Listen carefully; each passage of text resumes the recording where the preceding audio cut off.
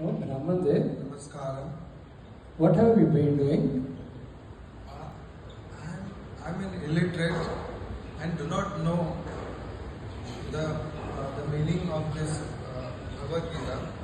I do not know the meaning of Sanskritam, but I am on the order of my spiritual master. He has ordered me to read this Bhagavad Gita daily, all the 18 chapters. So I am just trying my little bit to chant, to recite this Bhagavad Gita. But I see some strange symptoms on your face. While you are reading the Bhagavad Gita, there are tears flowing from your eyes. And you are extracting symptoms. Your hairs are standing on the end. How is it possible? What is that portion of Bhagavad Gita which attracts you the most?